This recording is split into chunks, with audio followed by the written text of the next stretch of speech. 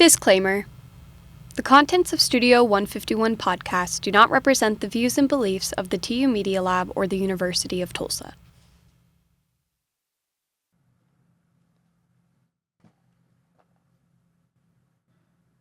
Welcome to the BallsTalkSports NFL podcast, where we decide the results of this week's NFL slate. And yes, I said decide. Things were going way too well for that Jaden Daniels kid, so we decided to take him down a notch. Victor, what fun player is next on our hit list? Listen, if it was up to me, it would be Patrick Mahomes. But we'll see what happens when we'll see about that pick in a little bit. But if it was up to me, Patrick Mahomes would fall this week. But he's the one player we can't control. Yeah, he's the one guy. Listen, we kind of have a God complex here. You know that if you listen to us. We absolutely have a God complex. We are the gods. The problem is he worships the devil. So we can't get him under control, just like we couldn't get Brady under control when he was playing. But this is a more dangerous version of Brady, a Brady that has no rules. At least Brady followed the order.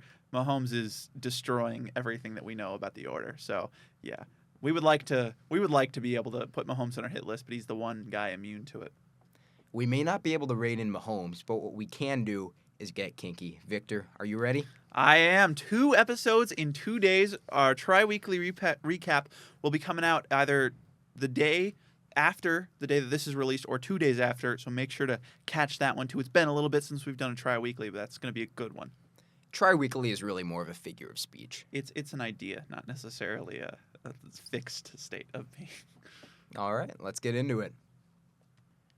We reached the height of Kansas City Devil Magic last week against the Broncos, or so we think. The 9-0, still undefeated Kansas City Chiefs head to Buffalo to take on the 8-2 Bills, who are favored by 2.5. Does Vegas know nothing? Record doesn't lie.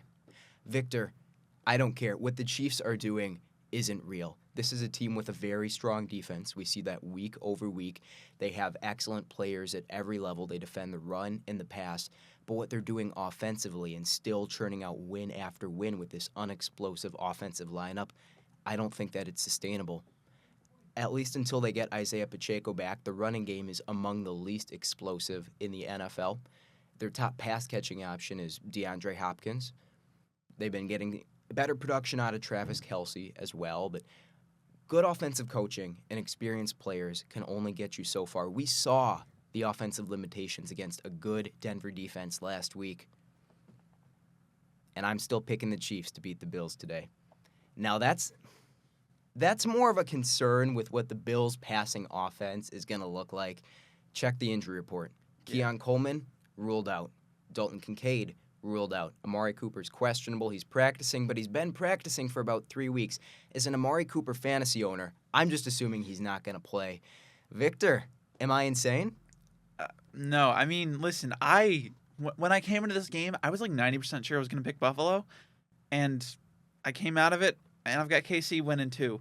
It pains me to say it, but I think if Buffalo was fully healthy, I think I'd take them. And I still think it's going to be a great game. This is the game of the week for a reason, because every time Josh Allen and Patrick Mahomes meet up, there's fireworks, you know. So it's going to be a great game. And Josh Allen, he's not going to have his weapons. And obviously, whenever he doesn't have players to throw to, it gets a little bit hard to move the football. But the thing is, Kansas City's defense is... They're kind of weird because they kind of match whoever they're playing. Because you look at last week, Bo Nix was moving the ball. Like in the first half of that game, Broncos were up 14-3, and they were kind of like the Chiefs' secondary was kind of getting incinerated by Bo Nix and that group of pass catchers. Now, it was not pretty in that first half, but then Spagnuolo, he was able to make some adjustments. Nix still had a decent second half, but he was kind of hindered. The thing is, Spagnuolo, he can still make adjustments, but Josh Allen's a guy that you can't really adjust for. If Josh Allen's on fire, if he starts off well and the Chiefs are giving him leeway to do whatever he wants, he could get so much momentum that they can just roll that to the win. Because if we know one thing about Buffalo, there has never been a team that has exemplified offensive momentum more than the Bills have. So it may not matter that all these guys are out, but ultimately having your top 3 weapons out would really hurt. Now, I do think if Amari Cooper's there, that's a big benefit because I guess that they're going to put McDuffie on him. Like, You would have to think so. I would think that they're going to put McDuffie on him. And Trent McDuffie, we all know he's a very good player, but I think if you had to put one weakness on his game, it's whenever he's going up against a complicated release package. We saw it last week against Cortland Sutton, that touchdown, 35 yards down the field. He got just incinerated on the line by Cortland Sutton, putting together a veteran package that you have to have been in the league for a while to really recognize that, or you have to be insanely athletic to catch up to that, and McDuffie isn't that elite athleticism. So if Cooper's able to put together a really good game where he's able to just kind of show that inexperience to Trent McDuffie, then maybe that gives Allen a consistent target to go to. And then obviously you've got Shakir in the slot to work with as well. If you can if you can hit Shakir in the quick game, if they're trying to bring the defensive back blitzes, you hit Shakir in the quick game, then maybe it works. But it's just going to be an uphill battle for Buffalo, and it just feels like the entire season for Kansas City has been downhill. And also, when you look at the other side, I don't see an answer to the Chiefs' run game for Buffalo. You can call me a hack for this. My swing factor this game is Josh Allen. Yeah. We know what this Buffalo offense is capable of. They've dropped 30-plus in the last 4 and in 7 out of their 10 performances this season. But I think that the Josh Allen we're going to see this game is different than the game record that we've seen so many times this year. I think that Buffalo needs to get under center and really lean into the run game. But Kansas City is excellent at taking that away as well. And with Buffalo's wideouts out, they're going to have to condense things. And I think that those phone booth battles, I also think that those go to the Chiefs. Yeah, because when you look at it, they're just kind of bigger all across the board, except in the secondary. But when you're in those tight formations, those secondary guys, it's really all about like who wants it more rather than size. So that's not really a factor. Remember that Houston game and what this Buffalo offense looked like in that one, where they didn't have some of their top playmakers, they had injuries? I'm seeing shades of in this one. There's always a chance that we get the Josh Allen that's methodical, that can pick defenses apart. But, man, I just think there's a better chance that we get the version of Josh Allen that's second in turnover-worthy plays this year since Week 4. Short fields off turnovers, that is where Kansas City wants to live. I think that if Buffalo is going to have an outlet beyond maybe a few explosives in the run game from James Cook, it's got to be Khalil Shakir. My matchup to watch in this game is Khalil Shakir versus Chamari Connor. Shakir has been excellent. He's been Josh Allen's trust target. He doesn't have a drop this season. He has some of the best hands in the entire NFL. And Kansas City is dead last in EPA per pass play versus slot targets. Ooh. I think a lot of that's because they like to run a lot of cover zero, a lot of quarters, and that's a lethal combination for those quick hitters to the slot. However, if Buffalo doesn't have their 2 top perimeter targets, what can Spagnuolo cook up? Can he get Trent McDuffie to essentially help from the slot? Can he bracket and help out Chamari Connor, who's, he's been physical against the run, but he hasn't been locked down in coverage by any means? I don't know. I don't think this is going to be an easy offensive game script for Buffalo. And you talked about the Kansas City run game. That's what they want to do. That's kind of what they have, I think. I mean, sure, against bad secondaries, you're going to get good performances from DeAndre Hopkins and Travis Kelce. Juju Smith-Schuster's back in this one. I think that helps. He's not a needle mover, but when you look at what they're running out there for their pass catchers, just having a veteran who can catch the ball consistently, I think that helps. The deciding factor for me in this game was 100% points off turnovers, because I don't think this is going to be a strong game for KC either. The Bills are second in stuff percentage against inside runs, that is the most efficient way the Chiefs have to move the football. I don't think the points off turnovers are going to be enough by themselves. I think that we need at least 1 or 2 big plays from Kansas City that set up field goals, that set up red zone possessions. And I'm watching DeAndre Hopkins versus Christian Benford. So am I. Because I think Benford has been excellent this season. He's allowing 19 yards per game and a 59% completion rate. I don't think things are going to be easy for either offense. No, I mean, Benford has been very good. He's everything they wanted him to. He's taken that step that they really wanted him to. It's crazy from a 7th-round pick, to what he's doing right now. It's very impressive. And, the past couple of weeks, Hopkins has definitely been a good addition. But then we saw last week that Broncos put Surtain on Hopkins. except for a couple plays where they got him, Reed was able to do some motion and get Hopkins off of Surtain and onto Moss. Hopkins was basically eliminated, and that took a really big toll on the Chiefs' passing offense. There's a reason they only scored 16 points. They just they could not find any consistency in the passing game with Hopkins out. And if Benford can do the same thing that Surtain did, if he can just wipe him off the field, that's where we can make this kind of a closer game. And we all know that Mahomes has the magic or whatever, but ultimately Josh Allen kind of has that magic too. So if you look at just on paper this game, it feels like Kansas City should win. But man, whenever Josh Allen and Patrick Mahomes play, it feels like on paper doesn't matter as much. Obviously, it still does. It just presents itself in different ways. But Josh Allen, I feel like there's a decent chance he comes out here and he looks bad, but there's also I also feel like there's a decent chance that we see the Allen that is just motivated. Because when Josh Allen wants to win a football game, he wins the football game 90% of the time. Not that he doesn't want to win most games, but when he is really, really aggressive out there and when he's really playing like himself, he can do insane things. And I think there's a non-zero chance we see that version of Josh Allen just because he's like, Kansas City's undefeated. We can't have this happen. We got to end it here. If the Chiefs are playing from behind, they're in trouble because I think Buffalo is going to have a strong pass rush in this one. They know how to get after the quarterback. The two best pass rushers that Kansas City has played, Denver and the Chargers, limited them to 16 and 17 points. I think that's going to be enough for Josh Allen and company to get it done. Ultimately, I think that the Chiefs are just going to be playing from ahead enough to take care of business. I have them 24-23 on the road, but man, I do not feel good about it. Yeah, ultimately, I've got them 23-20, but that's the thing. I think if Buffalo scores more than 24, they win this game because I just feel like Kansas City's offense is incapable of scoring more than 24 right now with the way they're playing.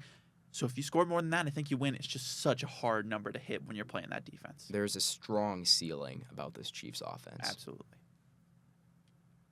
Next up, we've got an AFC North showdown I'm really looking forward to. The 7-3 Ravens head to Pittsburgh to take on the 7-2 Steelers. They're favored by a field goal. How threatening is Pittsburgh at home?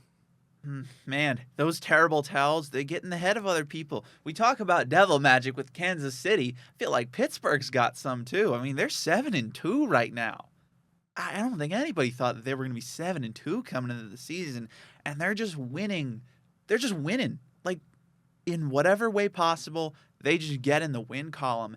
And at home, this team's even better. So, Baltimore, maybe they look like the best team in football on most days, but I guarantee you that this Baltimore team is not going to look like the team that they looked like last week, right? They're not going to look like the best team in football against Pittsburgh because, first of all, it's the AFC North. Nobody looks like the best version of themselves when they're playing each other. So it's going to be a tough game because that's just what Baltimore-Pittsburgh is, and especially this year because you look at both of these guys' identities. What do they really want to do? They want to run the football.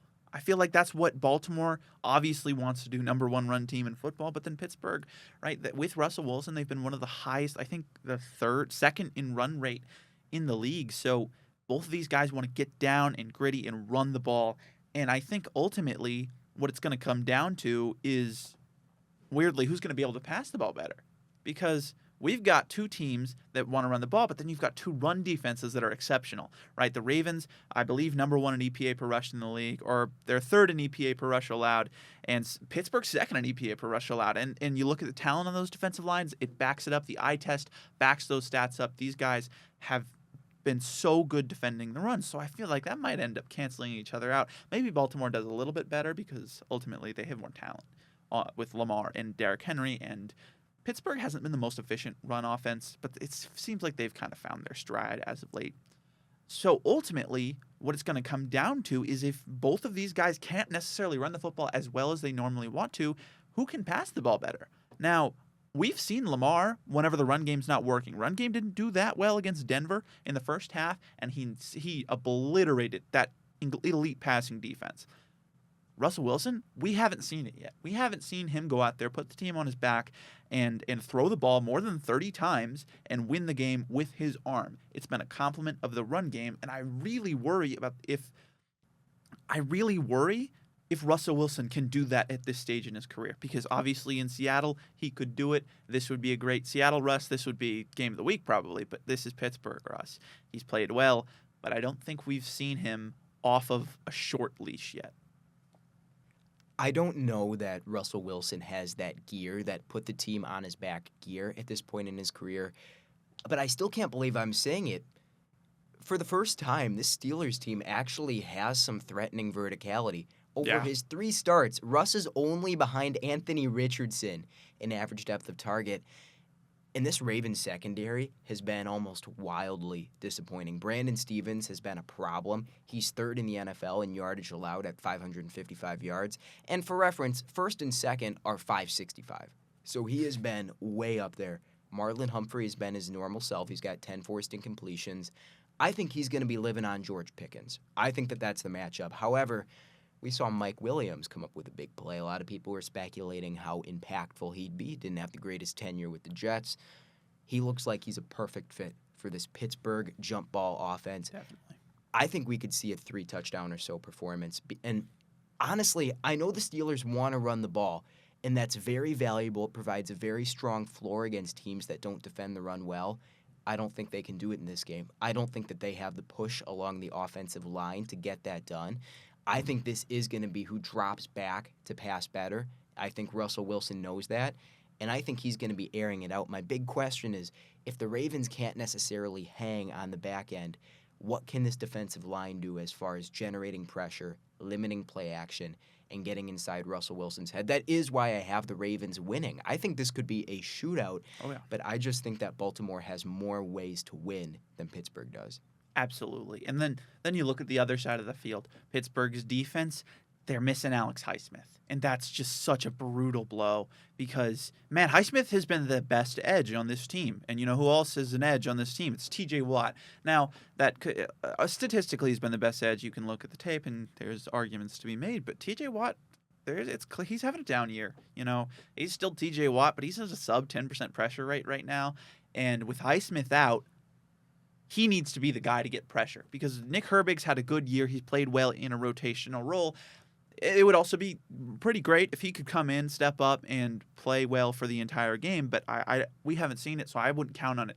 We need TJ Watt to come out here and win this game for Pittsburgh because when TJ Watt is in takeover mode, there's probably like 5 players who can consistently sack Lamar Jackson in the backfield, and TJ Watt in takeover mode is one of them. So that's my matchup to watch, Ronnie Stanley versus TJ Watt, because Pittsburgh has loved to put TJ Watt on the number 1 tackle on the other team. So that is going to be the matchup, and Stanley's been really good this year.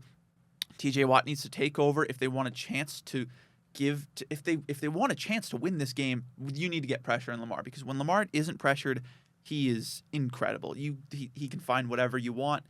He does whatever he wants, and it's unstoppable. You need to get pressure in that. In my opinion, I don't see a way that they get consistent pressure if TJ Watt doesn't have a big game. My matchup to watch is actually what we're seeing on the other side of the offensive line, and it's Nick Herbig versus Roger Rosengarten. Yeah. I'm going to be real. I think that Pittsburgh is going to get it done. I do think they're going to get pressure, but I just don't know how much it matters. Lamar has a passer rating of 104 under pressure. They're first in EPA on pressure dropbacks by a mile. God damn, this team just has so many ways to win. Even when they get off to slow starts, which I'll get into in a minute, they feel inevitable. And it's not just Derrick Henry, and it's not just what they do in the run game. As a drop-back passing team, Baltimore has been lethal. And Pittsburgh's secondary, they've been having a down season overall. My swing player in this is Joey Porter Jr. He's going to have to handle some tough assignments against Zay Flowers. He's 4th in the NFL in yardage allowed over his last 6 games, and he's top 10 in penalties overall. He's got 7 on the year. We knew he's a little bit of a grabby player, and we've seen the down side of that. So I think that Lamar Jackson is going to have a day, and when push comes to shove, that's what I'm willing to bet on. However, I do think that there is a pathway for Pittsburgh to jump out to an early lead, get the Ravens a little uncomfortable, and maybe you can play downhill from there. I think that Baltimore's run game with Derrick Henry, we know how good it is late in games, how lethal it can be closing games out, but it hasn't been super efficient recently. It feels like they kind of shoehorn the run game into a certain role where they want to go out there and beat teams down, and they put too much emphasis on it. Over the last 6 weeks, the Ravens' best first quarter EPA per play, run and pass, have been 8th and 9th. They've been bottom half, significantly bottom half, the vast majority of the week since they kind of embraced this new downhill offensive identity. And we know how elite Pittsburgh can be against the run. If they can get a few key 3-and-outs and get the Ravens a little uncomfortable, that's kind of what happened against Cleveland. They needed some turnover on downs to do it. I think there's a pathway, but ultimately the Ravens have dropped 30-plus in 6 of the last 7 weeks. I'm not going to bet against them. I think maybe instead of leaning into the 12 personnel, they actually go a little light, and they bank on Lamar as a passer to win a shootout. I have the Ravens taking it home 28-24.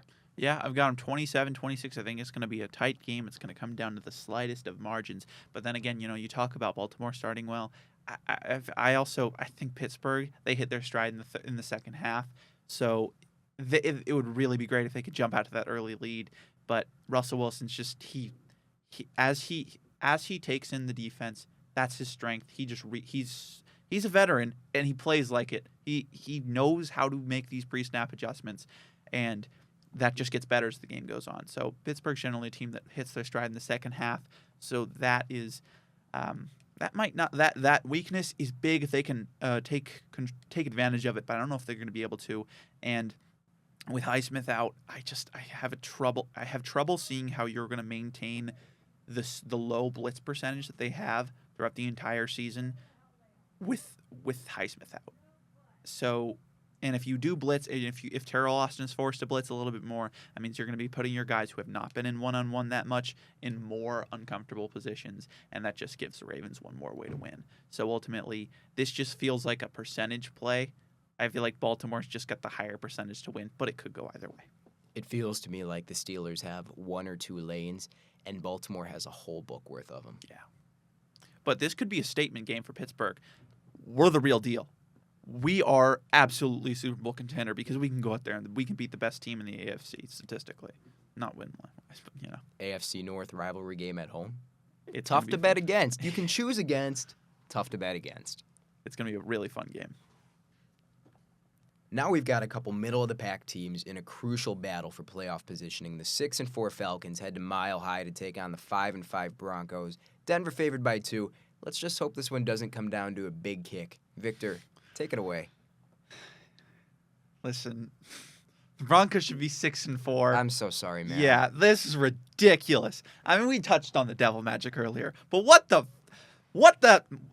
fuck? Like, what is this shit? How do you let them block a kick from like 39 yards out? And it wasn't close. It's not like they just got a finger on it. It was a definitive block. Man, I was sure. I thought we had... Okay. I could talk about this for a while, but we only have a certain amount of time in the studio. So, the Broncos, a heartbreaking loss last week.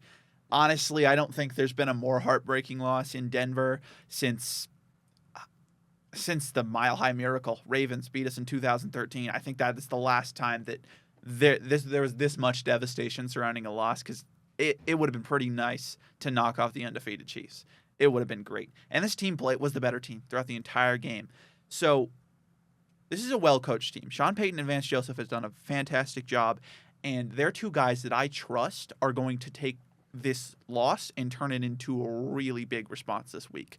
So that's why I think we could see not necessarily a blowout, but a definitive win from Denver, because this is a mad team right now. And then you also pair that with the fact that the Falcons are littered with injuries, man. Grady Jarrett, Taquan Graham, Zach Harrison, Troy Anderson, all guys on the front seven, all questionable. And man, this run defense is okay when healthy. If they're not healthy, this could be really bad, because what the Broncos want to do is they want to run the football and give Nix the chance to win in play action scenarios and give him the chance to as like a change of pace kind of thing. And they're good at it against bad run defenses. And if the Falcons come out there, if Grady Jarrett isn't playing in this game, that's almost a swing factor, whether Grady Jarrett plays or not, because he's been kind of the thing holding this run defense together. And if he doesn't play, Taquan Graham is a backup. He might not play. Zach Harrison's his backup, and he might not play. So it's just, it's not looking good for their health. But then you also look at this, even if they do play, they're going to be beat up. But Atlanta's offense, they've struggled against good defenses. They've struggled against bad defenses against New Orleans last week. But they're incredibly inconsistent.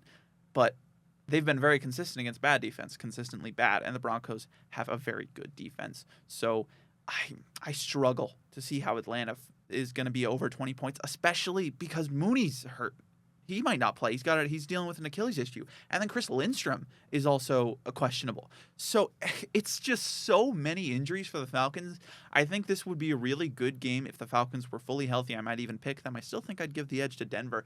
But because Atlanta is so hurt, and because Sean Payton, I really trust that he's going to make this team's going to come out mad, and they're going to be able to exploit this Falcons' weakness in the run game. They are going to be able to exploit the Falcons' one-dimensional kind of passing offense, where they want to hit it. They want to hit it in the seams, and they want to hit it downfield, and they want to hit it to Drake London in the physical game. They're going to be able to exploit the fact that Mooney's not there. They're going to be able to exploit the fact that they've got one of the few corners in the league in Patrick Surtain who can match up against Drake London in a physical 50-50 ball. So this is a fantastic matchup for Denver. I've got them winning 27-19, and this is one you need if you want to stay in the playoff conversation. I think Denver is fundamentally lacking in offensive firepower. I think they have some very strong offensive coaching, but I think that when they play really good defenses, like we might see if they make the playoffs, they're going to have some issues getting it done. They've struggled against the Jets, Ravens, Chiefs, Chargers, Steelers. This banged-up Falcons defense is just not one of them. I think the fact that Bo Nix avoids turnovers at such a high level is going to be a huge factor. Here's a little bit of a fun fact. The Broncos' passing offense, which certainly isn't what comes to mind when people think of excellent passing attacks, is actually top 10 in EPA per play when they're not being pressured. And another question that people have had is, what's going on in this Atlanta secondary? You have all these good players. Why aren't they producing? This is a top-half defense by EPA when they do generate pressure. No, that's wrong. This is a top-half defense when they don't get pressure. The problem is that they never get pressure. This secondary is hung out to dry every single week. And when you touched on how injured this Falcons defense was, I thought I knew where you were going. Are you aware that they're also down Mike Hughes, D. Elford, and Antonio Hamilton? Yeah. Kevin King might be starting. Kevin King might all be in a about starting Kevin King lineup. starting. Yes, I do. He might be starting in an NFL lineup in 2024. I'm sorry. I just think Denver knows how to win this game. I think that the run game with Quinn Miners potentially paving the way for Audric Estime. Is he the starting running back now? So that brings us to. We can talk about that. We'll talk about that in a little bit. I'll let you finish your thought. But yeah, there's a serious merit to him being the starting running back. I think Denver just knows how to win this game. I think that the run game is really more of a bonus, and I think that they can lean on Bo Nix to pick this patchwork Atlanta secondary apart. I have a lot of faith in the Broncos to win this one. Yeah, absolutely. I mean, I've got him, I think I said 27-19, because Nix has looked better and better and better every single week. Man, I mean, he's playing really well. He's playing like the second best rookie quarterback in the league, and with how Daniels played last night, he's not going to keep that up. Jaden Daniels is still the best rookie quarterback in the league, but man, Nix is looking really good, and he had a statement game. He played really well against Kansas City last week, and it is so heartbreaking that we couldn't get him that win, because that is a statement rookie game. You go into Arrowhead, you beat your rivals, the undefeated rivals at home, and he put the team on his back there. The run game wasn't doing much. He's going to get this win here, and it's going to be a big win. It's going to be a big passing day, I think. Yeah, he's just going to be able to tear apart this Falcons defense. As you said, down Mike Hughes, D. Alford. Mike Hughes has been really good this season from the slot, and that is a big miss. I mean, not really good, but he's been above what they expected, so that's going to be a big miss. And especially with how Devon Vele's been playing from the slot for Denver, he's just catching everything. That's an issue. Now, I think there is a path to victory for the Falcons, and it's Me too. It's why I didn't want to say it earlier. My matchup to watch is Jesse Bates versus careless ball carriers. I think we know what Jesse Bates does really well, better than anybody in football. He can force fumbles, the peanut punch. This guy's insane at it, and it seems like he's taught the rest of the Falcons secondary how to do this. And if there's one thing that the Broncos haven't necessarily been great at, is taking care of the football. They've fumbled a decent amount. It's not just their receivers. Lil Jordan Humphrey and Cortland Sutton have had some fumbling issues, but Audric Estime has fumbled the ball away a couple times in big scenarios, so I do think he's playing like the best running back in Denver, but I think they'll be a little bit hesitant to give him that much of a workload, especially because the Falcons are so good at forcing fumbles, and Estime's had trouble hanging onto the football. But even then, Javante's had trouble holding onto the football, not just now, for his entire career. So maybe we see a little bit more Jaleel McLaughlin, who is more situational, but he doesn't really fumble that much. They're really missing Phillip Lindsay in this one. They need a way to force turnovers because I think Atlanta might have a couple as well. In particular, Yeah. Kirk Cousins, he's way up there in terms of turnover-worthy plays. That doesn't always pass the eye test because he's had some really nice moments as a passer. He is leading the entire league in fumbles by 3. He has 10. The next tier down is 7. And I don't have the numbers on me, but I know that Denver is somewhere in the top 3 in the total amount of sacks. Atlanta's really banged good. up along the offensive line. We know that Kirk Cousins is a veteran who can replace the blitz, but he's not mobile. We know that the Broncos are just throwing so many bodies at the line. The pocket gets muddied up. I think that there are turnovers to be had in that way. Here's a little bit of a fun stat. Denver has the best EPA per play against pistol in the entire league. Now, the sample size is 12 snaps, but they've also been shutting down gun runs. Yeah. I don't know. I think that Atlanta, they're going to be swimming uphill. Yeah. No. Atlanta, they're going to be swimming upstream in this one, and I just think that Denver knows how to finish this game. It might as well be swimming uphill against Denver because, man, Denver, the 1 week, their defense has been really good all season. The one way that people have found is kind of, if you have a mobile quarterback, evade that first bit of pressure, and then your receivers can find a way to get open against this talented secondary. Kirk Cousins isn't going to be able to evade that first wave of pressure. These receivers aren't going to be able to get open quick enough for him to get the ball out. There's going to be a lot of coverage sacks. There's going to be a lot of instant sacks from Nick Bonito just shooting off the edge. It shouldn't feel this. I shouldn't feel this assured about a Denver win. So that's how I know Atlanta's going to win. But everything points to a Denver win, and this defense is really good, and they're going to show it. I think Drake London is the key to victory for Atlanta. Yeah. He is a physical matchup, and when you have, like, let's say he gets lined up on Jalen McMillan in the slot. What does he have on Jalen McMillan? Like 6 inches and 40 pounds or so? McMillan is he's like 5'9", I think. That's the idea of a big slot, the guy who can box out, that you can go to on slants and win in the quick game, and I think the Falcons are going to need plenty of that. Absolutely. I've got the Broncos winning it 24-20.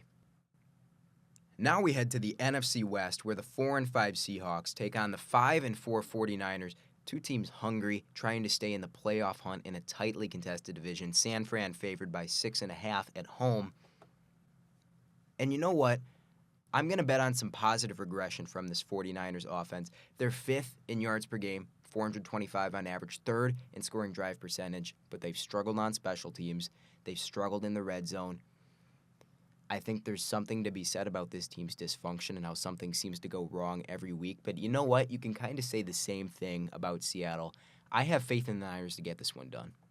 Yeah, I think this is a really tricky matchup because San Francisco, I don't know why they're favored by 6.5 because I think this one's going to come down to the wire. And actually, I do have the upset in this one. I've got Seattle 27-25. And I cannot express to you how much that bye week is going to help this team. They've lost 5 of their last 6. 4 of those losses have been by more than one possession. It hasn't been Geno's fault. It's been this defense's fault, and it's been this offensive line's fault. And a big part of that has been this offensive line hasn't been healthy, and this defense is always missing 1 or 2 key guys. But look at the injury report. There's almost nobody on there. Abraham Lucas is back. Abraham Lucas is back. Charles Cross should be at full energy now. All of those edges are fully rested. All of them are fully healthy. The secondary doesn't have any questionables out there. There's no lingering hip issues or anything. So Seattle's got a fully rested team coming off a lot of bad losses. And I think this is just one where Geno is going to come out here and show you I'm a top 10 quarterback still. Because when you look at why San Francisco's why are they not winning all these games if their offense has been that good? This has been a down year for the defense, and statistically they've still been a good defense. But it seems like when it matters most, they can't get it done. And I feel like that's what Geno does best. When it matters most, I'm going to come out here and I'm going to dot you up and I'm going to get a last-second touchdown. So I think this one could go either way. I'm just going to bet on Seattle here because I like Geno more than I like Purdy when it comes down to it. And another big factor is Nick Bosa hasn't practiced this week.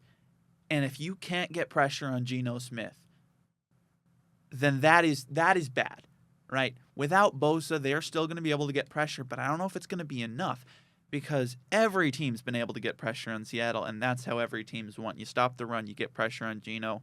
Seattle's an easy win. But if you can't, if Nick Bosa's not there and the offensive line is fully charged up, give Geno some time to throw. Find a tight window. Find Jackson Smith and Jigba. That's my matchup to watch. JSN versus Diamador Lenore. Congratulations to Lenore for the big contract, 5 years, $90 million.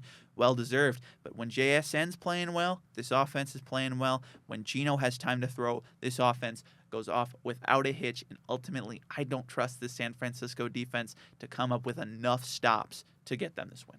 Victor, I see exactly what you mean. I have this one, 49ers 27-23, so I do have them covering. I think there's a non-zero chance that we just get an extremely pissed off, focused version of Geno. This is the Seahawks season. Yeah. They need this game. My matchup to watch is actually Renardo Green versus DK Metcalf. Yeah. Green has been excellent this season. He's had a So solid good. 4-week sample size. Is, a CB3, CB4. I'm not sure if he was listed as the starter and all those, but 55% completion with 0 penalties. Charvarius Ward's still going to be out after the unfortunate passing of his daughter. If Seattle can come out and we can see the version of this offense that we saw against the Falcons a couple weeks ago, man, they can go toe-to-toe with anybody. But I think that you touched on how the defensive line hasn't quite been there for San Fran, and a lot of that's been injuries. I think that their biggest weakness is their vulnerability against the inside run, and that is the worst part of the Seattle offense. Yeah. To me, I've gotten burned by Seattle a few times this season, so maybe I have some scar tissue with that. I am continually frustrated by this team's inability to use its excellent running backs and to get under center and just punch teams in the mouth up the gut. I think that San Fran is going to be able to move the ball damn near at will. I think that they have the stronger running game, and I actually do have more faith in Brock Purdy than I have in Geno Smith. So ultimately, I think the end of Seattle's season is just going to be another tough game script where they leave it all on the line. Geno plays a good game, but it's just a few too many mistakes for Seattle. Yeah, and that's my worry about this pick. I mean, whenever you pick an upset, you shouldn't feel good, and you shouldn't feel a good feeling in your stomach. But I think I can easily see the scenario. San Francisco jumps out to an early lead. They just out-talent them, right, on the front. But this is where I think Byron Murphy needs to have a big game. He just needs to, because, I mean, look at it. He's had 1 pressure in the last 2 games. He's been basically a non-factor after that great start. He needs to step up, and it's a favorable script for him. I mean, Purdy is not good when pressure's coming at him from the inside. And he's going up against Jake Brendel, theoretically. And you can talk about, okay, Dominic Pooney's been very good for them, and Banks has been adequate, right? But Brendel has been pretty bad whenever he's been isolated. So I think Mike McDonald, if Byron Murphy can play well, Mike McDonald can get him isolated on Jake Brendel, he could have a game-wrecking type of day. Also, CMC, it's clear that injury is still lingering. If he's still not fully healthy, then maybe we don't get the best version of this 49ers run game, and maybe the Seahawks defense can finally find that gear. They can use this talent they've got in the secondary to maybe get a couple of coverage sacks, and they can use that athleticism off the edge to keep Purdy inside the pocket, because whenever he's inside the pocket, sometimes he's going to make a bad decision. And Devin Witherspoon and Reek Willen are really good at, like, jumping on routes, right? So there's a path to victory for Seattle. I think that, I picked that path. So it's just going to come down to, ultimately, can this offense find some sort of run game, and can Geno come out here and just look like MVP Geno, like he does like 4 or 5 times a year? Can this be one of those games? There are 2 matchups that give me a lot of faith in San Francisco, and one of them is whichever wideout, whether it's Debo or whether it's Juwan Jennings, lines up on Trey Brown. Because I think that the 49ers strategy is to get Pearsall in the slot instead of Jennings, and then you get those favorable matchups on the perimeter where you can do a lot of damage. Trey Brown has been having a really rough season, so maybe that's where some of the verticality comes into play. Now, working underneath, if Seattle is able to get some pressure, I think George Kittle is going to go off. Yeah. Seattle's dead last in EPA per play against tight ends. I don't know. I just think that they have too many easy buttons. There's certainly a path because Seattle has guys, just like San Francisco does. There's a chance that we get the most explosive iteration of the Seattle offense, especially with their backs against the wall. Not just playing to avoid the sweep, playing to stay in the playoff hunt. This is going to be a high-variance game, but ultimately I like San Francisco a little more. High variance game for sure. And it's going to be about that mentality.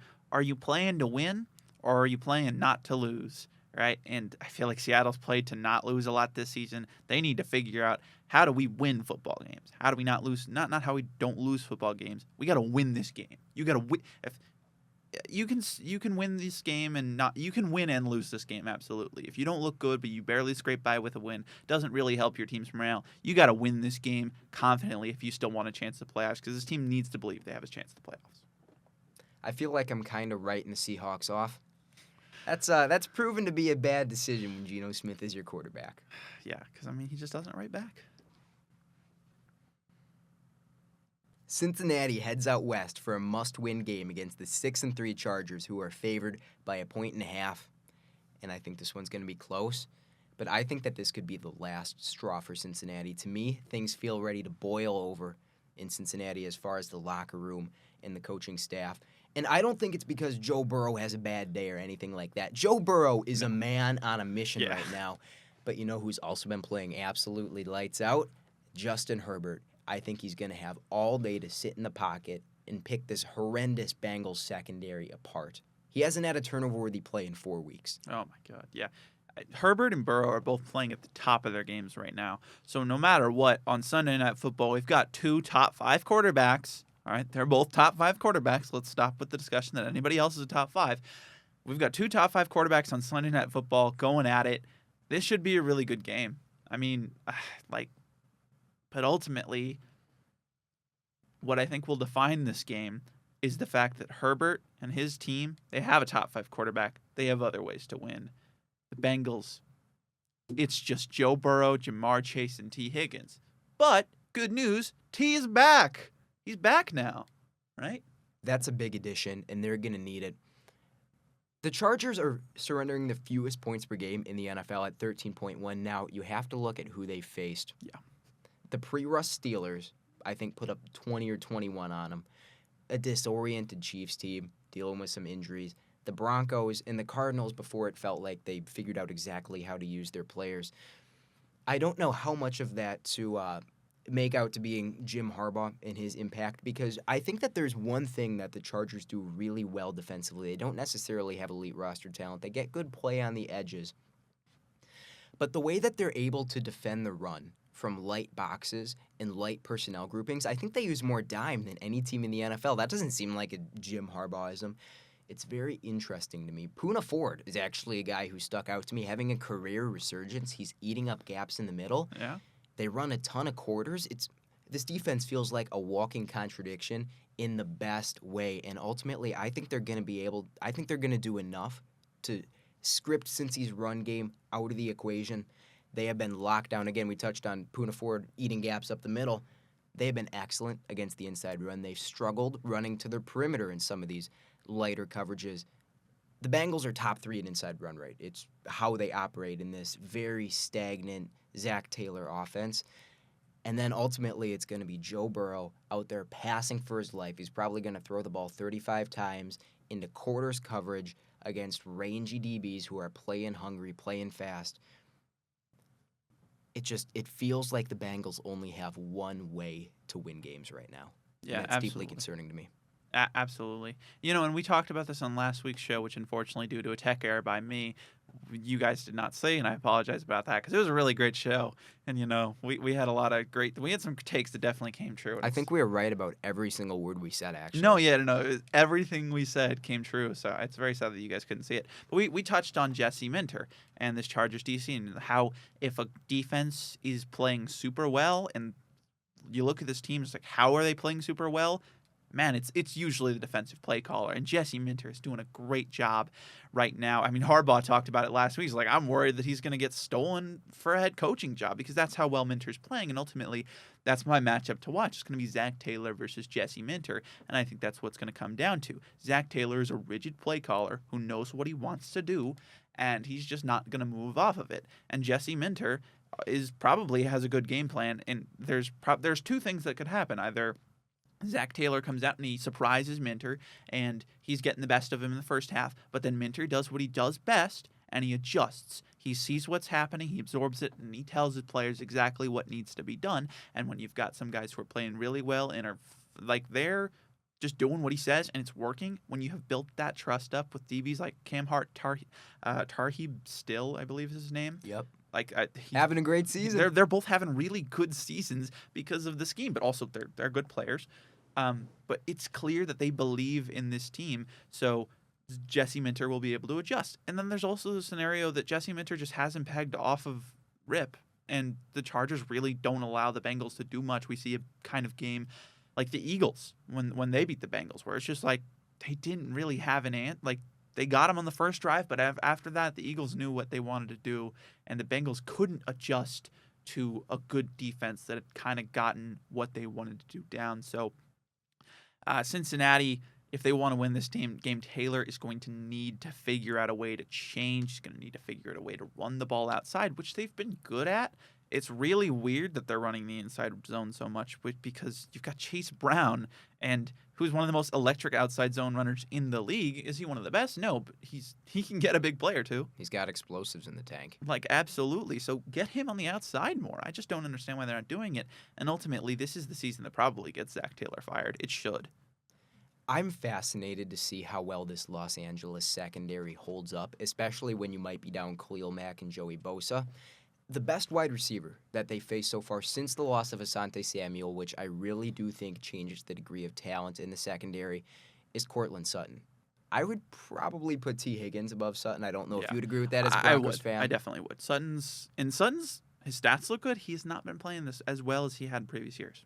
I don't know if you're aware of a guy named Jamar Chase. He had a pretty good game last week and a really tough loss for the Bengals. I saw something about that, yeah.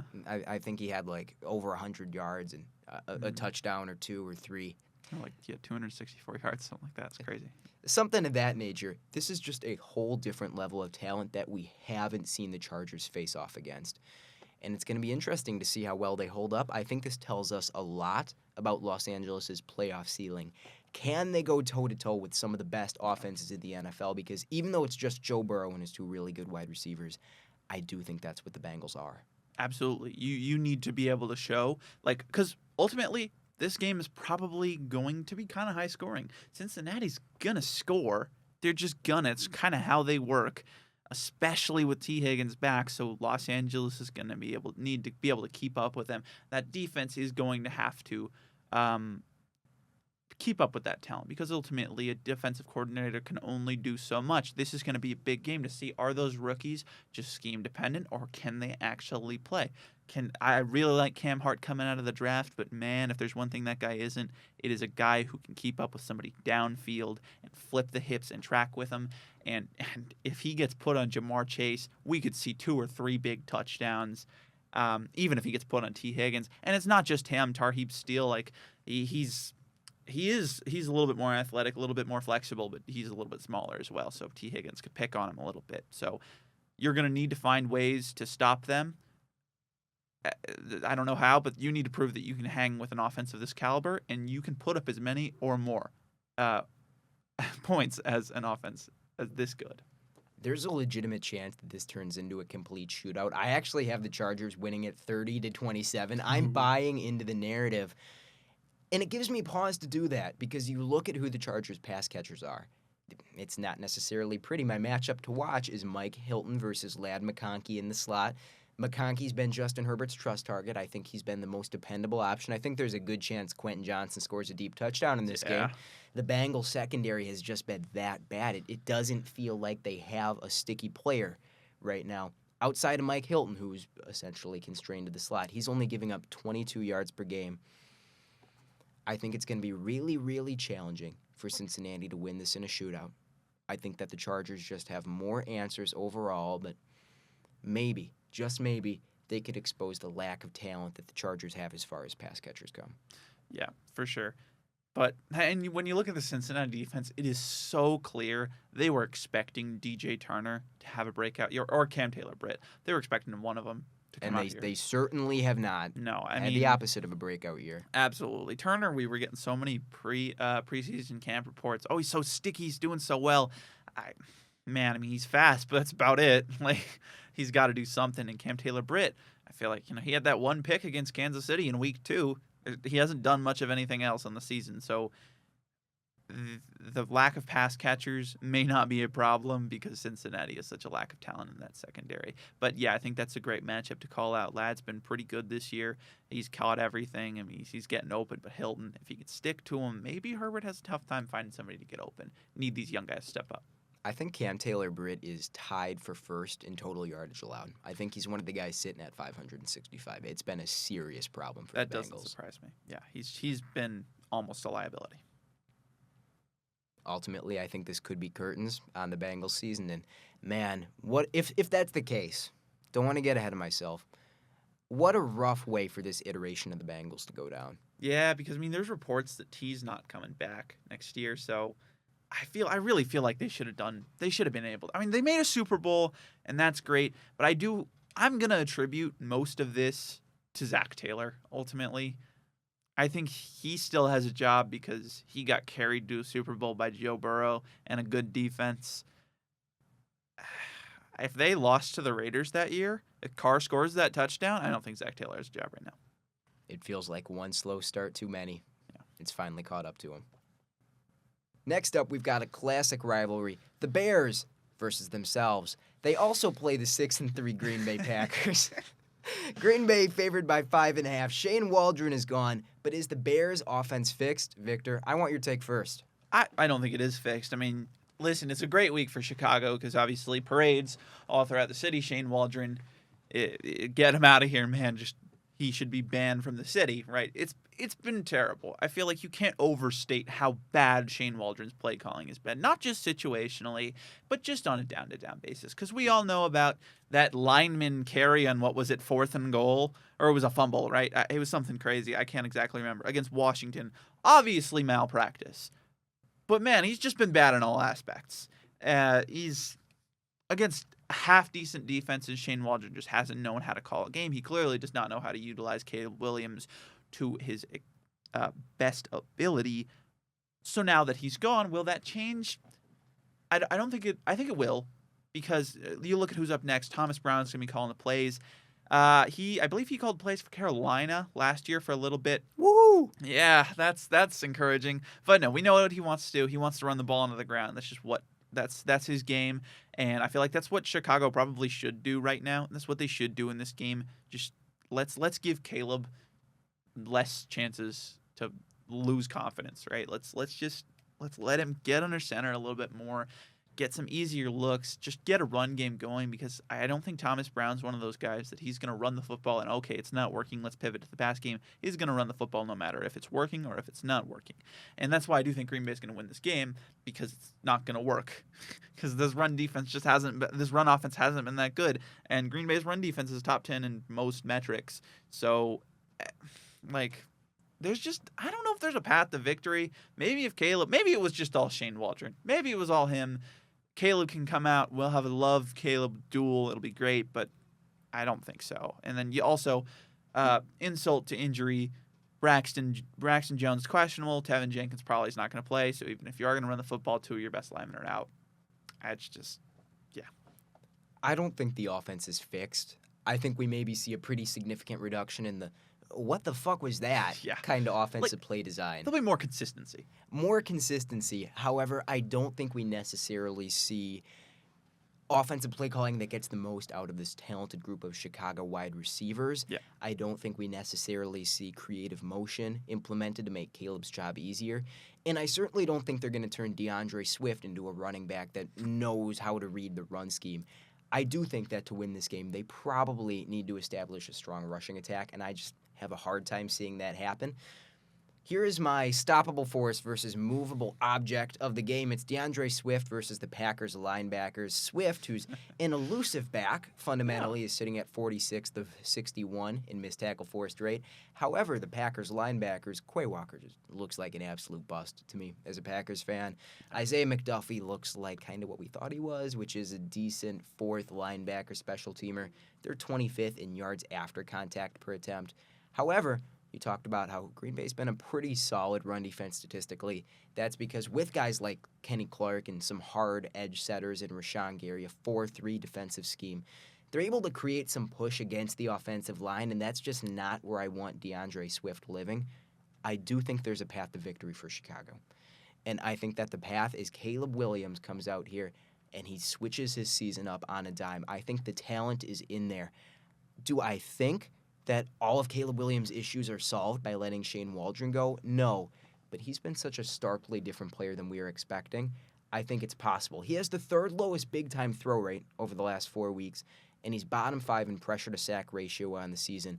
This is a guy with a huge arm who knows how to hit big throws downfield, and he knows how to get away from the pressure. You combine that with the fact that Green Bay's pass rush has been abysmal. Lucas Van Ness is starting now that Preston Smith is gone. He has a 4% pressure rate on the season. Yeah. There's a world where Caleb Williams comes out here and he says, fuck the Packers, I'm going to win this game. We're going to bring some respect back. Our season isn't done quite yet. I don't think it's going to happen. It's possible. Yeah, it's definitely possible. And you know what? Restore some faith in the Bears faithful, right? But yeah, it doesn't look good as far like I'd like to think that is a possibility. I just don't think Thomas Brown's going to want to do that. And even if he does, Caleb would have to come out here and put a vastly different performance. And if it was that much, can be attributed to Shane Waldron, man, oh man, we probably have got the worst play calling job since Nate Hackett. So, I mean, it'll be really interesting to see how he plays this week in contrast to the past couple of weeks. But, yeah. And, right, yeah. But you said it. I mean, these linebackers for Green Bay suck. Like, it's weird that Edgerrin Cooper isn't playing more. He's getting more snaps, and he needs to because he is clearly the best player in the room. Absolutely. I mean, you could argue that there should not be a down where he should play as many downs as the number one linebacker as every other team, but he's not right now. He's getting progressively more, but I'd like to see a little bit more from him. But then, yeah, Green Bay, I mean, realistically, Chicago defense is really good at stopping the pass, but they're not good at stopping the run. You look at those guys inside, they're either a pretty small, athletic small guy on the defensive line, Zach Pickens, and then we've got big Gervin Dexter, who cannot get off the ball still. So how is that Chicago defense that is 20th in EPA per rush allowed, that while benefiting from that great pass defense, how are they going to stop Josh Jacobs and Matt LaFleur just running the ball down their throat? How are they going to they don't have the athletes on that team to stop the shotgun run game. They just don't. It's got to be Gervon Dexter. He's taken a step up this season. A lot of that's been as a pass rusher, but we know that he's got the size. And Josh Myers is ass at playing center. I do think that's the key to victory. You need to get the Packers uncomfortable. You need to get out in front early, which is going to be tough to do. I'm certainly not projecting that. But Green Bay's offense certainly has vulnerabilities. I think that the depth that they have in the receiving room helps diffuse some of the Jalen Johnson effect, where he doesn't necessarily have a guy to follow around. But Jordan Love has made mistakes. If you can pin your ears back and get after him a little bit, I think that there's a path to limit Green Bay. It's just, as a Packers fan, it feels like sometimes things are a little harder than they need to be on a down-to-down basis. Some of that, I think, is Matt LaFleur staying ahead of the curve, not trying to do any one thing too much. But I don't know. On the other end, I think Green Bay is going to get theirs. If it's a big day for Chicago, I think it's because Keenan Allen went off in this one. Yeah. He's been disappointing. I think you can say that at this point. He's going to be operating from the slot, and he's going to be going up against Keyshawn Nixon, who is maybe the 25th best starting slot corner in football. He's going to have room to find soft spots, and he's got to want to help out his young quarterback. He's even had drop issues this season. I think we could see that change, and there is a world, like I've been saying, where Chicago is able to outpace Green Bay if they get a little sloppy. I have the Packers 24-17. I would kind of put us on upset alert.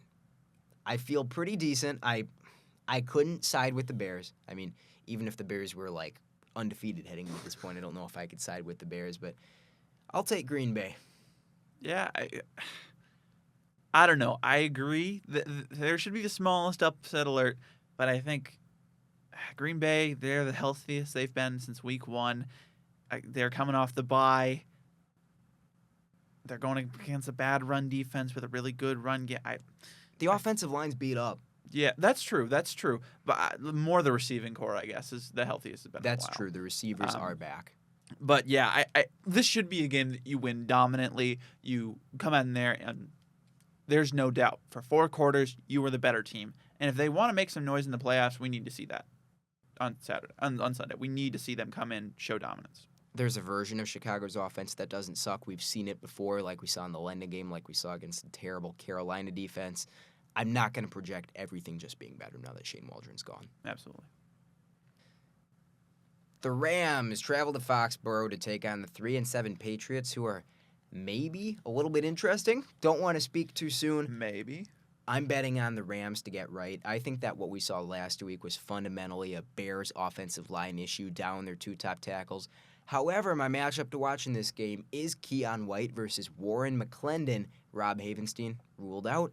His backup, Joe Noteboom, is doubtful. McClendon is bottom 10 in pressure rate allowed over 3 games. The Rams have the offensive pieces, but we haven't necessarily seen the most consistent unit week over week. I have faith in the Rams, but I don't know. I think this New England team is hungry. I think they're playing fast, and they're playing better coached than we saw at the beginning of the season. There's a route for them. Absolutely, and I think you touched on it. Pressure is the way to win this football game. Stafford, we think about him. He's poised playmaker. He's really smart. He knows what to do. But look at this. Stafford is 3rd to last in EPA per dropback under pressure this year. The only people who have a lower EPA per dropback are Gardner Minshew and Will Levis. And he's doing this while not being pressured nearly as much as those guys are. So Stafford has not been great under pressure. He's thrown a fair few stinkers whenever he's got a guy in his face. So if Keon White can get off the edge, beat McClendon, and also, right, we've got Noteboom and Havison out, like you said. Patriots are also getting more pressure as of late. 40% pressure rates in their last 2 games, given Bears and the Titans. What did they have in that Bears game? Like an 80% pressure rate? Yeah, no, it was 44%, and that's like that. I think that's their season high. So they've had their 2 highest pressure rates in the season against 2 bad offensive lines. But they've had them in the last 2 weeks. They're on a roll right now. I think they're feeling a little bit of the momentum. I think Gerard Mayo, he's doing a pretty good job. I'd like whenever you see a team so obviously down in the dumps like New England was, you go for the quarterback change, you're 1-6, and then you win 2 out of the next 3. That's always a good sign. Plus a win over a division rival in New York. So I think there's some good coaching going on there behind the scenes. I really like what Gerard Mayo's done. So there's absolutely a path to victory for New England, and just get pressure on Stafford. Throw Gonzalez out there and hope that he has that day, because sometimes Gonzalez is going to go out there. He's going to look like a top 10 corner. Sometimes he's going to look like a middle-of-the-road guy.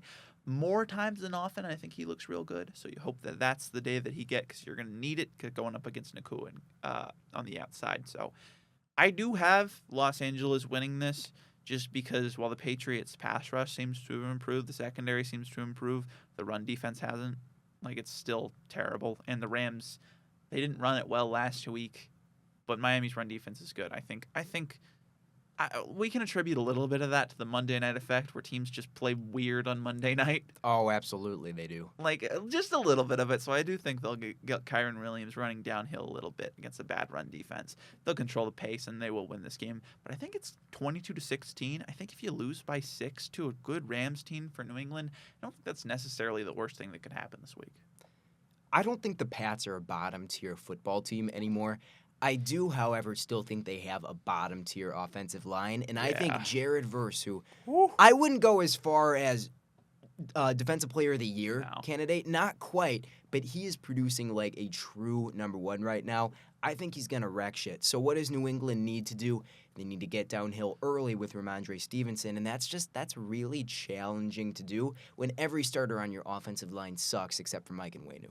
Yeah, absolutely. And like even last week, they did have a positive EPA per rush, but even then, Ramondre Stevenson didn't look good. It was everybody else who got the carries that looked good. So It'd be cool if we can get him going, but doesn't look like that's going to happen anytime soon. So There's certainly a world where Drake May is out there playing with fire. We know he can make big-time throws. I just don't have faith in New England's pass catchers to take advantage of a poor Rams secondary either. I do think that this Patriots offense has the upside to put up 24, maybe even 27 or so points on a mediocre Rams defense. There's a world where the Patriots pull off the upset, but I just think the Rams have too much talent. And reminder, this is a 4-5 Rams team that they essentially have to run the table to make the playoffs in a really tough NFC. They're certainly not going to snag the division anymore. They're going to be playing hungry. Stafford knows that he's getting up there in age. Back is against the wall. I think that they get it done. I have the Rams 26-16. absolutely. Those I feel like those young guys on the defense, they're going to do just enough to keep New England at bay. Anthony Richardson is back in the lineup, and he'll take on the New York Jets in the oh my God, can we just bury these teams and move on bowl? Victor, I'm going to let you take this one. Yeah, Richardson's back, and why he left in the first place was a mystery. Again, we talked about this in the last pod that you guys didn't hear, but it's so weird. 2 weeks for Flacco, he looks very bad, and Richardson's back. So, I mean, we can get into that maybe in the offseason, what that says about Shane Steichen, but he's back, and that's the fact of it. And I'm just going to come out with the stat that I think that might decide this game. Anthony Richardson, 25% of his completions have been explosive passes. He is first in the NFL in big-time throw rate. Literally, I mean, this guy, I mean, that's the thing, big-time throw rate, because he doesn't complete many of his passes. So that does affect it. But he throws for big plays a lot. I mean, big-time throws are absolutely a thing. Now, that with that comes the turnover-worthy plays. What this game is going to come down to is, what does he do more? Does he throw more big plays, or does he throw more turnover-worthy plays? Because what the Jets like to do is that they like to drop those guys back into quarters coverage and just put tight windows. Why they lost so badly last week was Kyler Murray had a legacy game and was putting some of the craziest passes I've seen this season. Like, he was just there was 4 Jets defenders were surrounding, I believe it was Trey McBride, and he just put it right on him for 35 yards. I don't know how he completed that. Kyler Murray annihilated him. I don't think Richardson's going to be able to do that. So Richardson, if he gets baited into a couple bad decisions by DJ Reed, who's definitely been playing well these past couple of weeks, if they can kind of force those tight window throws, maybe we've got a thing. But then also, my stat to watch, New York Jets, we just talked about Richardson's explosive plays. The New York Jets have allowed the highest percentage of explosive passes and plays in the NFL. Not only the highest percentage, the most total. So they have just been giving up explosive plays at a rate that no one else has. So if Richardson couldn't go out there and put up a couple big explosive plays, 66-yard touchdown Alec Pierce, anybody? Maybe twice? And then I don't know if New York has the offense to keep up with that, because they haven't been very explosive, right? So I think ultimately Indy will do just enough on offense. They'll get just enough, there'll be one too many big plays for Richardson on that offense, and that Colts defense will do just enough to hinder Rodgers. They'll do just enough to keep this game. I'm going to give it Indianapolis 23, New York 20. And it's not just the big-time throw rate. I also think that Anthony Richardson opens up a lot of what you can do with Jonathan Taylor. Yeah. Anthony Richardson can create big plays with his legs. When he gets an open hole, we know what Jonathan Taylor can do from that. And they could just outpace the Jets, because this is the least explosive offense in the NFL. They have Garrett Wilson. They have Devontae Adams. They have Aaron Rodgers, who, as much hate as he deserves for how he's performed this season, he hasn't been bad. No. I think you'd put him in the Trevor Lawrence or so tier quarterback, somewhere around the 16th best in the NFL. And on paper, they should be able to pick this Indianapolis defense apart. They should be able to get a run game going. They should be able to just brutally attack these linebackers. I projected it last week. I'm done.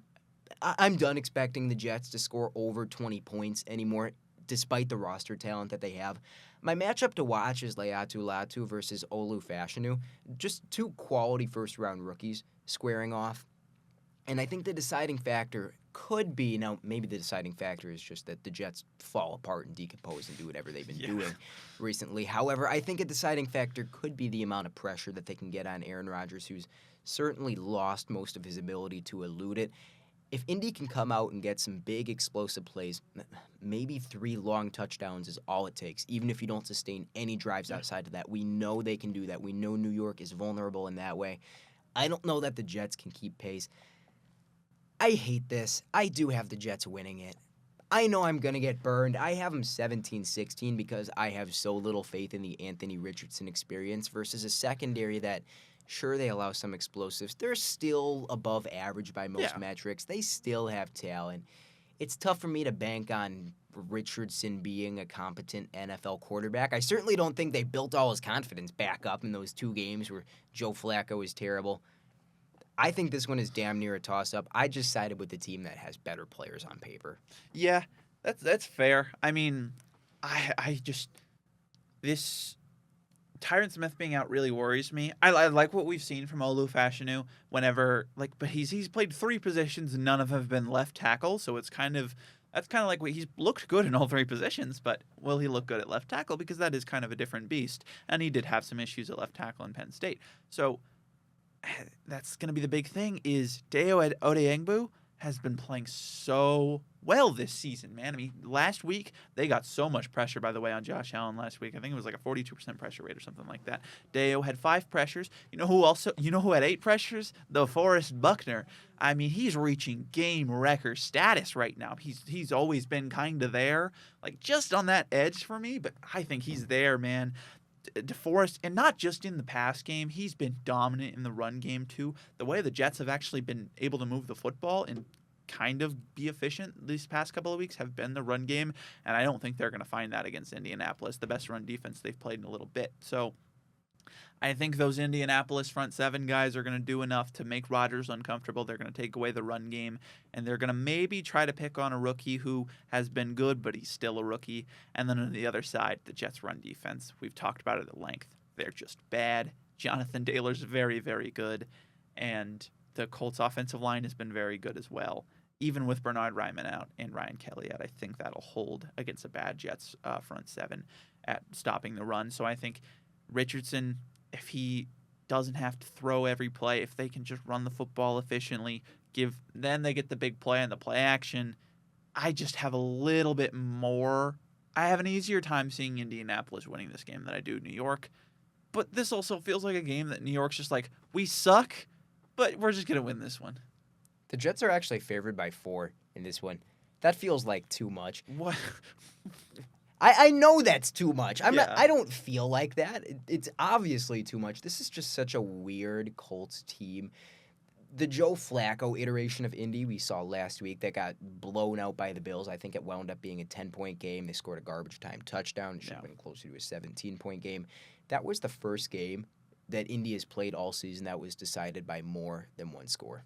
Wow, that's actually impressive. It's less impressive when you consider that they have not played many good teams, but still, yeah. I want to change picks. I do. I want to go with Indy, but I'm gonna stick to my guns. I think your pick's good. All right, listen, you got to just take a shot on this one. This is a gut feeling game. There you go. Everything's bigger in Texas except for the offenses. The 6-4 Texans take on the most dead 3-6 team in the history of football. Are the Cowboys the worst team in the NFL with Cooper Rush at the helm? You can make an argument for sure. I mean, it was pretty bad last week, and they're sticking with him. They're not going to Trey Lance, but I mean, that's fair. Trey Lance looked worse, so I don't know why you somehow. Yeah, it's Dallas. There's just no hope, honestly, for this game.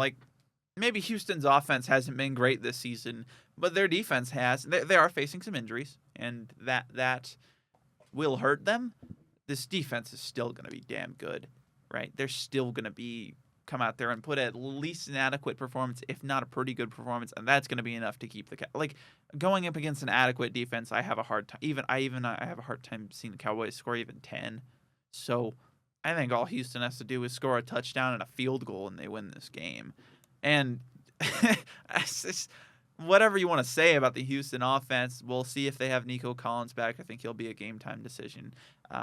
they've still got C.J. Stroud, and he's good for 10 points any day of the week. He's good for 10 points with high schoolers. So I've got Houston winning this game. I don't think the Cowboys really have a path to victory unless we see Cooper Rush channel his inner Ben DiNucci and find just an adequate quarterback performance for one game as a backup for the Cowboys. But ultimately, I've got Houston 20-9. I think there's a path. And I think that path actually begins with the run game. We know how bad Dallas was to start the year. In recent weeks, Rico Dowdle's looked like maybe one of the 32 best running backs in the NFL. And Houston's defense is beat to crap right now. There is a good chance that we see no Derek Stingley, no Kamari Lassiter, no Will Anderson, and no Folu Fadakasi in an interior defensive line room that's already really beat up. Cooper Rush was really, really bad last week. He was worse than even I thought he would be. There have been games where he's looked like a decent backup. And against the Houston defensive line against the Houston defense that's just this beat up, I think there's a chance for Dallas at home. However, if Nico Collins plays, that's lights out. They're not going to be able to cover him. Kalen Carson has started 5 games this season. Dallas is down Duron Bland, and they're down another defensive back as well. I can't even remember who it is. I don't particularly care. Lewis, maybe? Possibly. Carson's allowed 398 yards and a 125 passer rating. He's banged up as well. He's going to be starting. If you want a swing factor for the Cowboys, it is Micah Parsons. The Texans have had some trouble in pass protection. C.J. Stroud was kind of running for his life last week against Detroit, and that defensive line didn't even have Zadarius Smith. Ultimately, I don't think Stroud's going to make mistakes. We saw him make a few uncharacteristic mistakes last week. I think he understands you don't have to press too much against this Cowboys defense with an offense that, even if they can get some semblance of a run game going, is still going to be dead. I have him winning 23-13. Yeah, and he made some uncharacteristic mistakes last week. He was playing Aaron Glenn. I think every quarterback is going to make a couple. Very forgivable. Yeah, that's just going to happen. And I honestly don't even remember who's calling plays for. It's Zimmer. Actually, Zimmer's a good defensive play caller. He's just not working with much talent. But he's never going to be that guy that's going to catch you off guard. He's going to run a consistent scheme. You know what you're going against. You don't have to. You obviously have to game plan for Mike Zimmer's defense, but you don't have to guess what he's going to run. Right, you know he's going to run that 4-3 base defense more than anything else. So maybe Parsons can wreck the game against banged up Laramie Tunsil and a banged up Blake Fisher. Maybe Cooper Rush can be a top 40 quarterback again. But even then, Danielle Hunter, we were kind of worried. Okay, last week again you didn't hear it, but we were kind of worried. Is Danielle Hunter gonna be able to be the number one guy without Will Anderson there? Man, he looked real good. There was one rep where he beat Penei Sewell cleanly, and it wasn't even close. And that's happened maybe twice. You don't see that often. Yeah, that's happened maybe twice in the last 2 years, man. So Danielle Hunter had a real good game, and I think he's going to do the same thing. Believe it'll be either Tyler Smith or Terrence Steele. Is he healthy for this one? Tyler Smith is banged up. Yeah. Zach Martin's banged up. Also, that doesn't help that the offensive line's just kind of hurt. So, Tyler Smith, he should play. We'll see if they kick him out to tackle now that Guyton is probably not going to play in this one.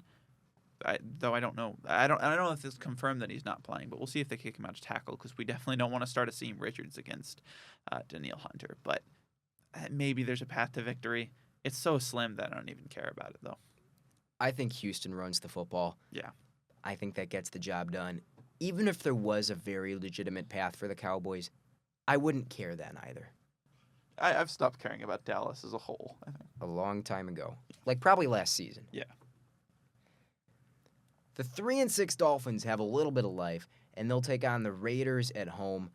I'm still not sure how much to buy into this Miami team. They have offensive players. They've had good offensive performances 2 out of the last 3 weeks, but it just feels like everything is a little harder than it needs to be. Is this a good chance for them to get right and make a bit of a statement?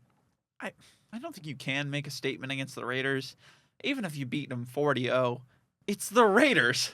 Your statement can be, wow, the Raiders are really bad. That's going to be the statement. You're a big win against the Raiders. You're never going to be like, wow, the Dolphins are good. It's just going to be the Raiders are bad. And I don't think even then, I don't think they will. I've got them winning 26-12. If anything's going to be a statement, I think it might be the defensive performance, because last week what won them the game was the defense. They were able to kind of corral Stafford. They were able to take advantage of him under pressure. Chop Robinson, real good week. He had 5 pressures, and I really, really liked how Weaver is calling that team. I mean, you look at Chubb and Phillips, your top 2 edge rushers out for, I believe, both of them are gone for the season or for the foreseeable future, and he's still been able to find pressure, which is tough to do. But Chop, obviously a green prospect coming out of Penn State in this past draft, but played well last week when they needed him to step up. He did against a banged up offensive line. But then you look at Las Vegas's offensive line. Their starting offensive line is the equivalent of a banged up offensive line of an adequate pass blocking unit.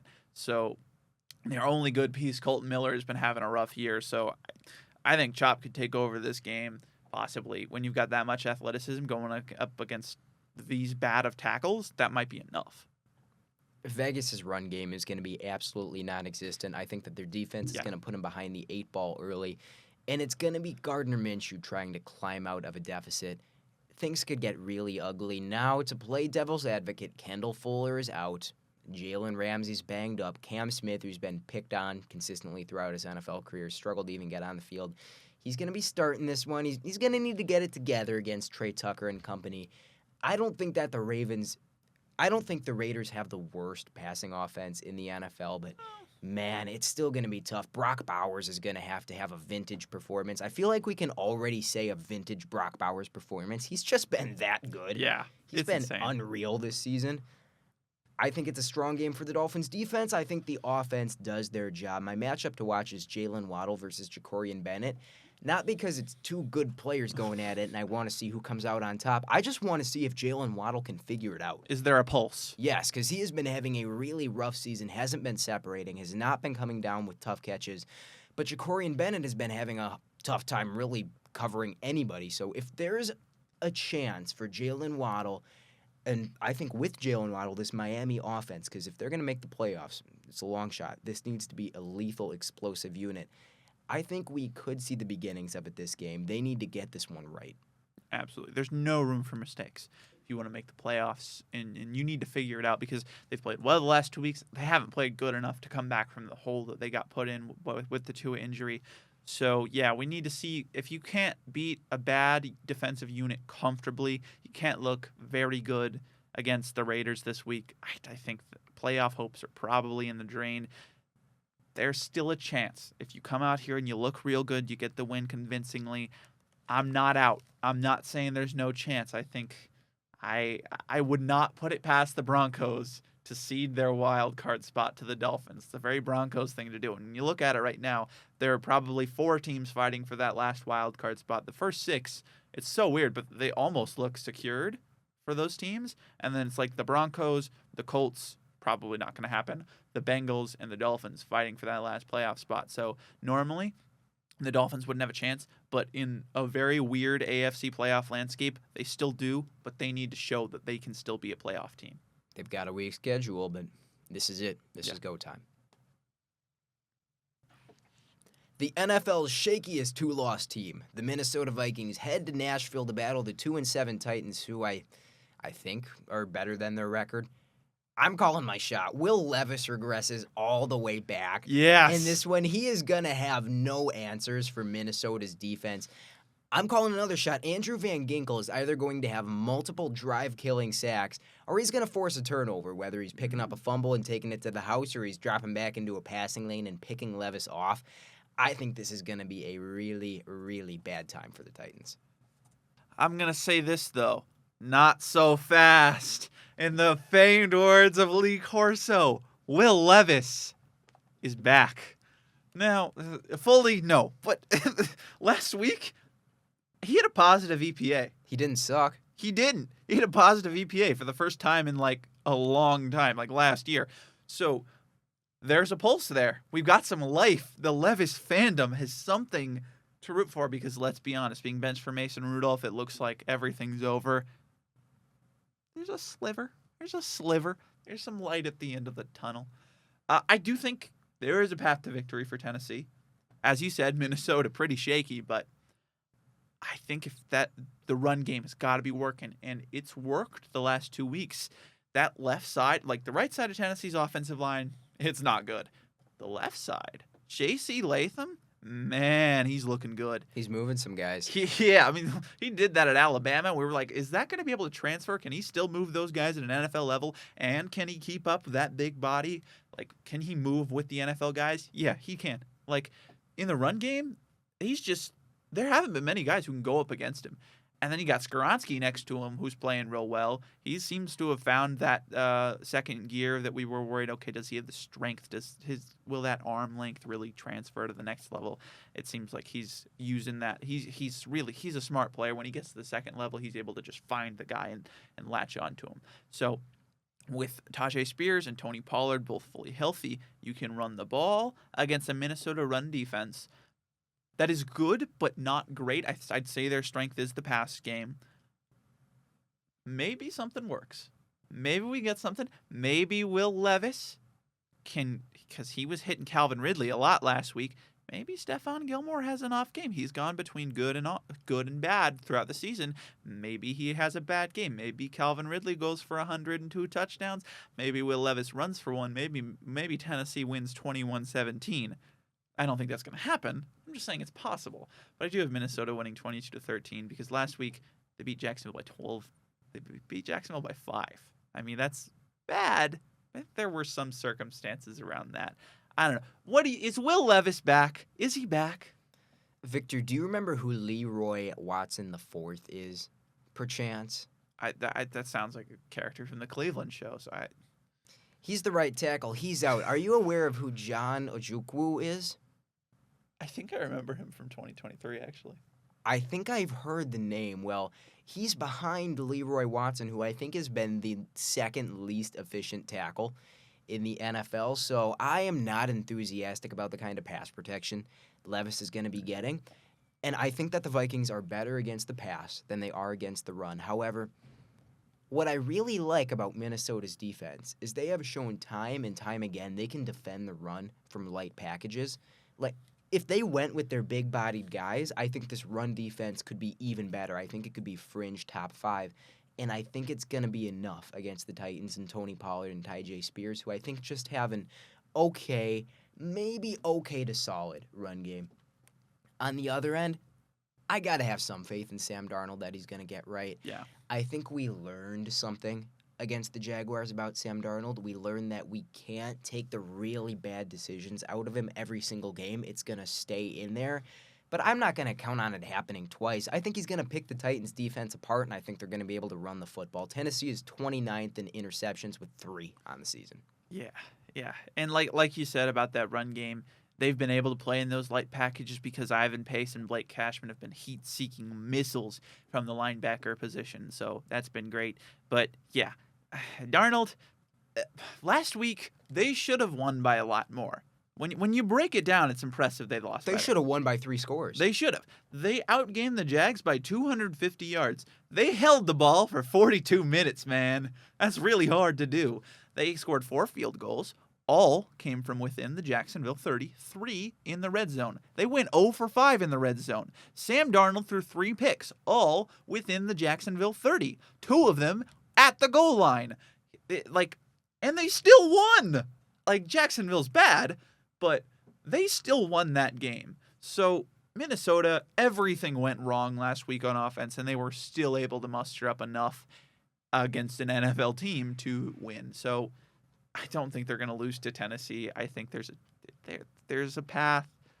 If Will Levis is really, if there's some semblance of hope in Levis Nation, if we can feel good about ourselves again, he's got to do something today, and I really hope he does do something against Minnesota. But Flores, I just have a bad feeling that he's going to bring us all the way back down to where we were when Levis got benched.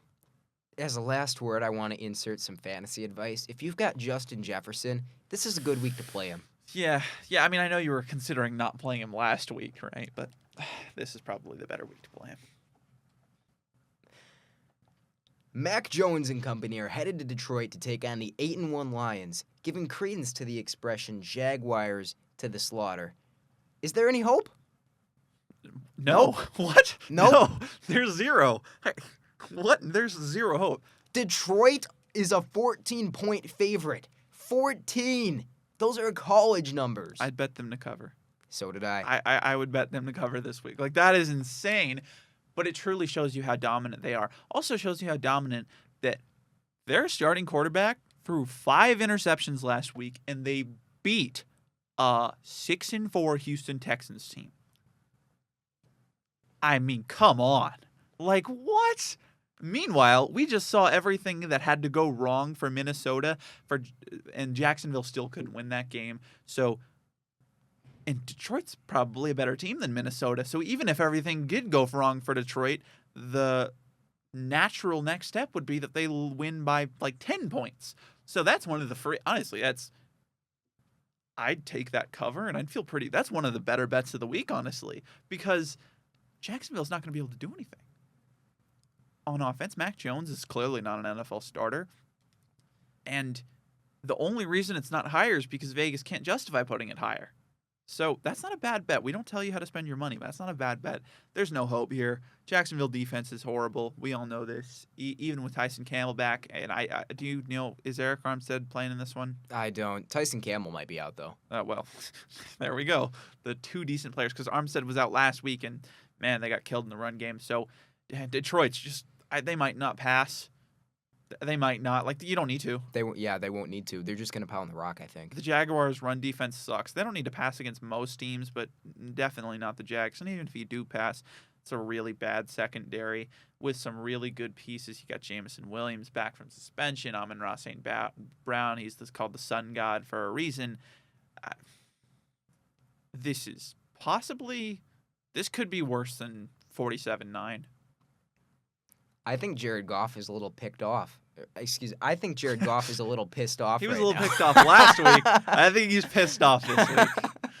And we know that Ben Johnson is willing to play with his food a little bit. They might run up the numbers for Goff. That's could true. see it happening. So I'm not going to talk about an alley to the Jags winning this game because they don't have one. If there's an avenue for them to cover, in theory, it's got to be the pass rush, which they're pretty solid at. But then you've got Sewell and Decker covering up Allen and Walker. I have faith in that. Did you see what Trayvon Walker did last week, how that game ended? No, I didn't. Oh, he got into a fight at the end of the game, essentially, to ice it for the Vikings. That's not good. We have the most disciplined football team in the NFL versus Doug Peterson running what is the mental equivalent of a D3 college program, where the mental toughness feels like it doesn't exist. The offense isn't cohesive. The defense isn't cohesive. They add Zadarius Smith along the defensive line, so Mac Jones is going to be living under pressure. This one is going to get really ugly. I have this Detroit 30-10, and that feels a little generous. Yeah, I think I've got it Detroit 38-10. So, yeah, I mean, I think Andre Sisco said it best a couple of weeks ago when he said there's a lot of quit in this team. Jacksonville, there's a lot of quit in this team. They don't seem to want to win. They didn't seem to want to win when Lawrence was out there, and with Mac Jones out there, the culture is at an all-time low. Like, not an all-time low. Urban Meyer was the head coach. That was really bad. It's getting close, though. It's time for the Jags to hang up the cleats. Yeah, just the entire franchise. Relocate to London. Just do it already. Rip off the Band-Aid. Exactly. We all know it's coming. To wrap up the pod, we have an epic battle of ideologies. The NFL's most conservative quarterback versus the NFL's least conservative quarterback. The New Orleans Saints versus the Cleveland Browns, who are paying $230 million to a man who is anything but saintly. The fact that the Saints won last week makes me illogically angry. I don't want to see good things happen to this football team for some reason. Well, he was blessed. They were blessed by the Pope. So, like, on Twitter, the Pope comes out and he's just like, he uses the Saints hashtag on accident, and it's the Saints logo. It's awesome. That's why they won. They got blessed by the Pope. There's no other explanation. Do they have the Pope endorsement this week? I actually don't know that. That's the swing factor, though, right? Like, that's the swing factor if they have the Pope endorsement. So look that up and then bet the money line. My swing factor is actually going to be Cedric Tillman versus Alante Taylor. The Pope endorsement was second for me. If there's one fun part of this game, I think it's what Cedric Tillman has been doing. As a Cedric Tillman fantasy owner in 2 of my money leagues, he's been putting up excellent numbers 3 weeks in a row. Is he really performing like a true wide receiver one? No, he's put up some points in garbage time, but he's looked very good. I think that he is both a physical and talent level mismatch on Alante Taylor, and I think that could be the key to victory because these are 2 teams that do not move the ball well. Yeah, absolutely. I mean, Tillman, but you look at him coming out of the draft from Tennessee, he was never going to be that number 1 guy. He's just going to be like a kind of a worse version of T. Higgins. And that's not a bad thing at all. And that's kind of what he's looked like this season. He's actually impressed me in his route running ability. I did like him. I thought he was kind of underrated in his ability to do something other than catch jump balls. But yeah, if he can go out there and he can kind of make some things happen, then maybe that opens up an avenue for Cleveland to get a productive offense, which is, I think, the big problem with this team is that they have a good defense, but they hardly ever get to show it because they're always so gassed. This defense is really bad, is middle of the road to below average statistically because the offense continues to fail them. But now that Jameis is the starting quarterback, there's some life in the offense, and if we can get a little bit going against a Saints defense that is pretty bad, like not only are they banged up, but they're also just talentless, period. So Alante Taylor and Paul Adebo are their best guys. I don't even know if Adebo's playing in this one. I believe he's dealing with an injury. So but then again, you also have to have Cleveland move the football, which they haven't shown much inclination that they know how to do when it's not garbage time with Jameis Winston, a little bit more than with Deshaun. So I'd like to think that they'll be able to move the ball against a bad defense, and that'll be just enough for that defense in Cleveland to come out there and just obliterate. Because they're still starting Trevor Penning. The Saints are still starting Trevor Penning. And that's unfortunate. Yeah, that's like a bona fide liability alert. Because this has been one of the worst tackles in football. So just put Myles Garrett on him. It's like that's going to be a 50% sack rate if you put Myles Garrett on him, man. Like it's just not like that could be enough. Just put Myles Garrett on Trevor Penning, and you can put Myles Garrett on Talisi Fuanga. I mean, he's had a good season, but even then, he's just not going to be able to keep up. So you just give this defense a little bit of room to work without being constantly on the field, then I think it's a win. But I've got a close game, Cleveland 20, New Orleans 19, because ultimately there's still something in the Saints team. Cleveland's gotten a little healthier along the offensive line. I really want to see Nick Chubb get some of his burst back. I think this would be a really fun sort of re-emergence, re-breakout game for Chubb. The Saints offense needed a perfect storm to put up 20 points against the Falcons. I've got Cleveland winning it 24-20. New Orleans actually favored by a point at home. Really? Oh, it's at home. That makes sense. But I feel like also the Jameis revenge game. There you go. Jameis revenge game. I mean, if there's one thing we know, Jameis, he can use his emotion to win football games, man. That guy's, he's a great leader for a reason.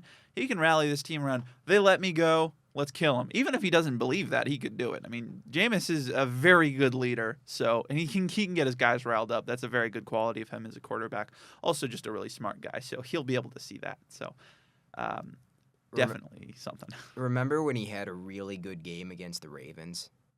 Yeah, the good times. And then remember when he didn't have a good game against whoever they played next? Jameis, that's just what Jameis does, though, right? It's balanced out, I believe, to make him the most turnover-worthy, play-prone quarterback in the NFL. He's back in his natural habitat. I really appreciated that. All is right in the world, because like whenever he played good against the Ravens, this isn't real. That's not what this can't be happening. And now we're back, and it feels good.